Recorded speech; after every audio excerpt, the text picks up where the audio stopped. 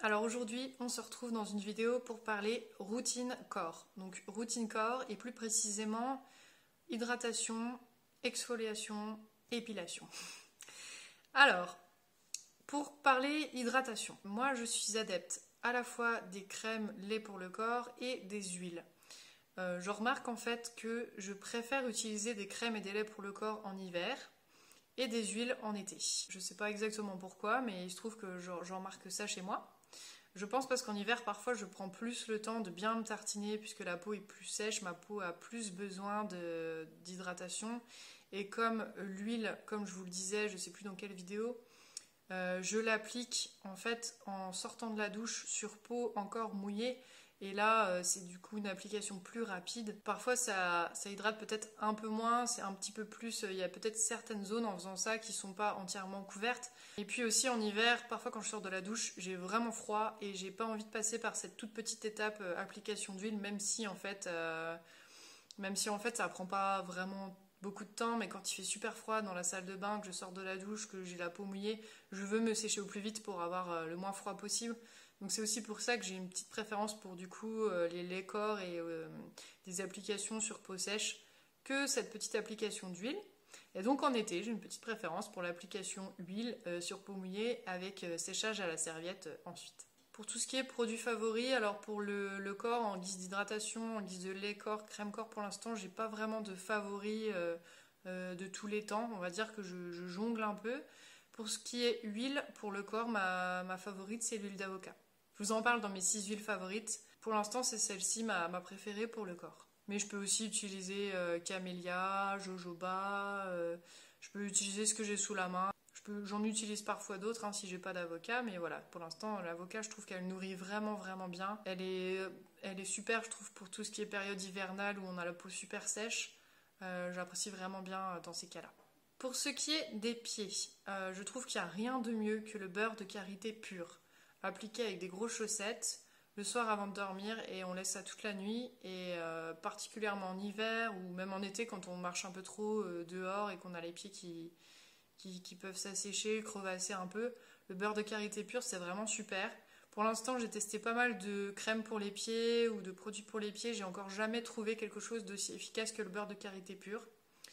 Par contre, attention à la qualité de vos beurres de karité. Un beurre de karité, normalement, c'est jaune et ça a une odeur un peu de biquette. Enfin, moi, je trouve que ça sent la biquette, mais j'ai un peu l'impression qu'il y a beaucoup de choses que je trouve qui sentent la biquette, mais bon.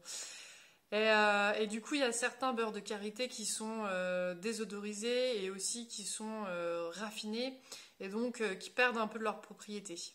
Et puis, il faut faire aussi attention à l'origine du beurre de karité parce que je crois que là-dessous, il peut y avoir des commerces plus ou moins équitables par rapport à ça. Moi, il se trouve que mon beurre de karité, il vient directement du Burkina Faso parce que je suis allée au Burkina Faso il y a plusieurs années et que j'avais acheté plusieurs grosses boulettes de beurre de karité, grosses boules sur le marché. Et je me souviens plus, mais franchement, je pense que c'était genre 1 € la boule, quoi. Enfin, même moins, je pense que c'était peut-être 50 centimes. Ça vaut vraiment pas cher du tout le beurre de karité directement sur place. Et pour le coup, c'est du beurre de karité de qualité exceptionnelle, quoi. Donc, je ne sais pas si vous avez des connaissances qui vont dans certains pays d'Afrique, peut-être en vacances parfois ou quoi. C'est la meilleure façon de. Enfin, c'est le meilleur beurre de karité que vous pourrez trouver. Sinon, il y a des marques qui proposent du beurre de karité de très bonne qualité. J'essaierai de vous mettre des liens en barre d'infos. Par contre, j'ai appris quelque chose il y a pas longtemps. Si vous avez l'allergie au latex, il ne faut pas utiliser de beurre de karité car le beurre de karité en fait en contient naturellement. Voilà, on ne le sait pas forcément, mais dans le beurre de karité, il y a du latex. Je trouve super intéressant et c'est vrai qu'on ne le dit pas beaucoup et que dans les cosmétiques bio, le karité, on l'utilise énormément. Donc voilà, je glisse là au passage. Donc voilà, c'est une information très importante. Bon, heureusement, ce n'est pas mon cas, donc j'utilise le beurre de karité sans problème. Pour ce qui est du gommage du corps, qu'on est censé faire une fois par semaine et que je fais une fois tous les 2 mois. J'ai plein de petits accessoires. Alors, on va commencer par mon préféré. C'est le gant de gommage. Je sais plus comment ça s'appelle, s'il y a un nom spécifique ou si c'est juste gant de gommage, je vous remettrai en barre d'infos le nom exact. Alors le mien, il a bien vécu, hein, il commence à avoir plusieurs années là. Donc c'est un gant en fait que vous pouvez utiliser soit directement sur peau humide, en faisant du coup des massages en cercle. Alors pas sur le visage parce que ça gomme vraiment fort, hein. Là pour le coup c'est le seul gommage avec lequel je vois des petites peaux mortes sur mes cuisses par exemple à la suite du gommage. Donc soit à sec comme ça sur peau humide, soit, et là c'est encore mieux, suite à l'application de savon noir, donc du savon noir liquide. Moi, je sais pas si je peux vous montrer, voilà. C'est un peu sous forme de pâte en fait au début, et donc quand vous l'appliquez sur peau humide, ça se liquidifie un peu, ça s'applique super bien. Ça a une odeur assez prononcée de laurier. Enfin moi pour le mien c'est parce qu'il est au savon noir et laurier. Donc vous vous enduisez tout le corps avec le savon noir, vous massez avec le gant de crêpe et ensuite vous rincez. Et c'est vrai que franchement je pense que c'est le meilleur gommage que j'ai de tous. Ça fait une peau toute douce. On sent en plus un espèce de... Je sais pas si c'est la compo du savon noir qui fait ça ou les massages circulaires qui font un peu recirculer le sang, etc. Ou les deux, je pense que c'est les deux. Mais on se sent un petit peu vivifié après, en fait. On se sent bien, un peu purifié. Un peu... Enfin, moi, ça me fait ces effets-là. Je me sens purifiée, nettoyée, vivifiée. J'ai l'impression d'avoir fait quelque chose de bien pour mon corps. Donc, pour moi, actuellement, c'est la meilleure façon de m'exfolier. Toutefois, j'ai aussi un autre type d'accessoire. Alors là, en fait, on voit pas du tout, mais c'est comme une espèce de grosse éponge avec des petits picots ici. Et puis voilà, on peut comme ça faire des mouvements circulaires sur tout son corps. Ça, c'est ce que je fais en fait quand je veux aller vite. Quand je suis un petit peu pressée, que je veux un petit peu quand même m'exfolier, ben, j'utilise cette petite éponge. Je trouve ça quand même assez pratique pour ce côté un petit peu rapide. Et puis si on veut pas, si on veut faire une exfoliation sans utiliser d'exfoliant en tube, etc. pour le côté zéro déchet. J'aime bien ce petit accessoire, franchement. Je vous remettrai les références en barre d'infos, je sais plus la marque, mais je l'aime bien. Franchement, il a une durée de vie quand même en plus assez longue, ça fait quand même 5 ans, je crois, que que je l'utilise assez régulièrement, donc c'est une autre façon un petit peu plus rapide de faire. Sinon, il y a aussi l'éponge Loofah. Donc là, en fait, vous mouillez l'éponge et sur peau mouillée, vous faites des mouvements également circulaires. C'est aussi une façon de faire que j'apprécie. De la même façon que ma petite éponge, du coup, synthétique, on va dire, contrairement à l'éponge Loofah. Ça permet d'aller plus vite qu'avec le savon noir. D'ailleurs, j'ai jamais trop essayé d'utiliser l'éponge Loofah suite à de l'application de savon noir. À mon avis, ça pourrait le faire aussi. Ça peut être intéressant aussi. Et puis bien sûr, de temps en temps, ça m'arrive d'utiliser des exfoliants en tube, en gelée, en gel, des crèmes exfoliantes, voilà, comme on connaît tous. Donc bien sûr de marque bio. Actuellement, j'ai pas spécialement de préféré. Je les utilise vraiment rarement, donc soit c'est des choses que je peux avoir dans des box. Si jamais j'ai des préférés, des favoris à ce niveau-là que je découvre, je vous les partagerai, je vous mettrai des liens en barre d'infos. Voilà, pour le moment, c'est quelque chose que j'utilise assez rarement. Je préfère le côté un peu mécanique avec le savon noir, avec les gants, etc. Mais c'est vrai que parfois aussi par souci de rapidité, et puis pour accentuer un petit peu le côté hydratant, c'est pas mal aussi parce que ça hydrate quand même plus d'utiliser un gommage avec des actifs hydratants dedans. Parce que c'est vrai que j'ai oublié de dire que bien sûr, après des exfoliations, il faut hydrater sa peau, bien entendu, en sortant de la douche. Voilà. Donc du coup, pour le côté gommage, je crois que je vous ai tout dit. Et puis pour le visage, je crois que je vous en avais déjà parlé dans la routine visage, mais j'aime bien les éponges Konjac pour le côté exfoliation. Alors celle-ci, c'est l'éponge Konjac à l'argile rose. J'aime beaucoup la texture que ça a quand c'est gorgé d'eau, ça devient tout moelleux, mousseux, mais j'adore cette texture. Et je trouve ça super agréable sur le visage et je m'en sers aussi du coup pour rincer mes masques au Rasoul, mais tout ça je vous en parle dans la vidéo soins du visage, ma routine soins visage. Une petite nouveauté que j'ai mis en place assez récemment dans ma routine corps, c'est le brossage à sec. Alors pour ça, j'utilise la brosse Anae. Et donc c'est une brosse en hêtre pour faire des massages avec des poils relativement durs. Et en fait, du coup, j'ai pris l'habitude de le faire avant la douche, en suivant en fait le tracé du massage lymphatique préconisé par Emmanuelle de Beauté Pure. Donc je vais vous mettre la vidéo en lien parce qu'elle explique beaucoup mieux que moi les avantages du drainage lymphatique et les avantages et quel circuit suivre. Parce qu'en fait, il y a un circuit à respecter et elle en préconise un autre que celui habituellement préconisé. Donc moi, je suis le sien. Et j'ai pas toujours envie ou trop le temps de faire tout le corps, donc moi je fais surtout, enfin, j'essaye de faire au moins tous les jours 3 fois chaque jambe jusqu'à la fesse. C'est pour aussi l'aspect anticellulite parce qu'en fait faire ce petit brossage à sec, en fait ça permet plusieurs choses. Ça exfolie un petit peu la peau, les cellules mortes. Ça permet une meilleure circulation du sang. Et ça c'est vrai que moi quand je vais sous la douche après, moi qui ai tendance à avoir un peu les jambes lourdes, je me sens beaucoup plus légère, j'aime beaucoup ressentir ça. Et du coup, ça a aussi un effet lymphatique, drainage lymphatique, et donc ça améliore l'aspect peau d'orange et cellulite. Et sur ce point, franchement, je pense que quand on arrête, ça ne perdure pas dans le temps, mais j'ai l'impression, là j'avais eu une période où je l'ai vraiment fait avec assiduité pendant pas mal de jours d'affilée, et je crois que j'ai vu une amélioration franchement sur la cellulite, et donc déjà j'aime bien faire ça. Bon, des fois ça prend un petit peu de temps, mais si on fait que 3 fois chaque jambe, c'est le minimum, je crois qu'elle préconise Emmanuelle Hautegon. Mais ça peut être plus si on a la peau pas forcément sensible ou si on a le temps. Des fois je peux faire 5 fois par jambe, des fois 3.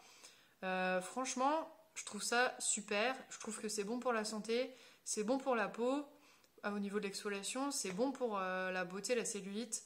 Donc c'est vraiment quelque chose que je vous recommande. C'est vraiment chouette comme façon de faire.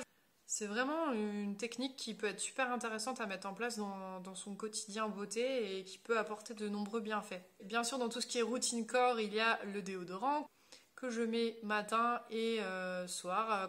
Moi, je prends ma douche le soir, donc en sortant de la douche le soir, j'en mets aussi pour la nuit. En général, pour la nuit, je mets souvent ceux qui sont un petit peu moins forts, ceux qui sont par exemple que je trouve pas ultra efficace pour la journée, comme la nuit je transpire moins, je transpire pas beaucoup. Je mets plutôt ceux-là. Et puis ça m'embête de dormir, enfin j'ai pas envie de mettre du sel d'aluminium ou des trucs comme ça pour la nuit, donc je mets vraiment des choses plus légères ou dans une compo vraiment agréable pour la nuit. Puis aussi parfois par exemple si je mets le déo, le Molly que j'aime beaucoup à la noix de coco, je me dis qu'il a aussi un petit effet hydratant en fait de mes aisselles, donc ce qui ne gâche rien parce que parfois les aisselles, surtout si on a des déodorants avec de l'alcool, elles peuvent être assez asséchées. Donc j'apprécie bien ça. Et puis, côté épilation, alors moi je suis adepte de l'épilateur électrique et de l'épilation à la cire en institut. Je suis brune et relativement poilue, merci la génétique. Et du coup, voilà, pas de rasoir parce que bon bah moi voilà, ça fait une repousse vraiment beaucoup trop importante. Donc voilà, épilateur électrique et cire de mon côté. Parfois, cire à la maison, cire micro-ondable, mais là, ça peut donner des trucs ultra douloureux selon les zones que je tente de faire. Mais bon, parce que quand on est chez nous, une fois qu'on a posé la bande, eh ben, il faut l'enlever. Que quand on est chez l'esthéticienne, quand elle l'enlève, on n'a pas le choix en fait.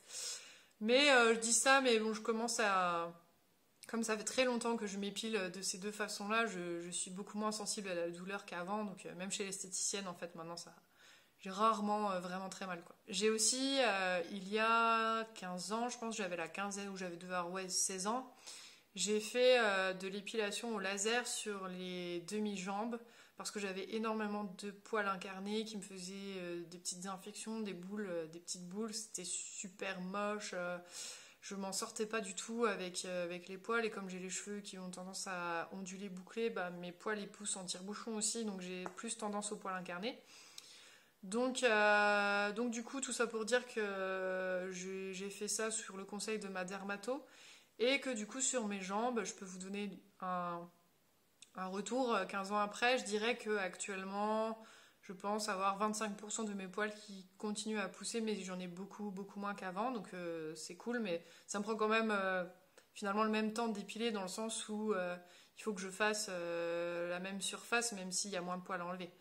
Mais à cette époque, par contre, je sais que maintenant, quand on fait des épilations laser, il y a des séances d'entretien, entre guillemets, qui sont faites un an après, enfin même peut-être échelonnées sur plusieurs années. Moi, à l'époque, ça se faisait pas comme ça, donc peut-être que maintenant, ça dure, enfin, ça a encore une meilleure efficacité qu'avant.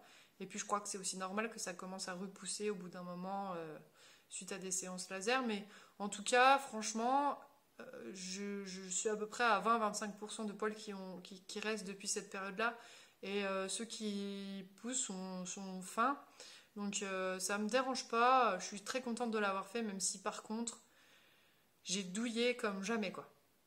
J'ai détesté, ça fait très très très mal l'épilation au laser. Alors je sais pas si aujourd'hui ça s'est amélioré au niveau ressenti de la douleur, mais en fait c'est comme, je sais pas comment dire, 100 toutes petites aiguilles qui rentrent dans la peau millimètre par millimètre et les demi-jambes c'est une grosse zone et ça avance vraiment au ralenti quoi. Donc on a bien le temps de le sentir passer et franchement c'est un des trucs qui m'a fait le plus mal de tout ce que j'ai fait de ma vie.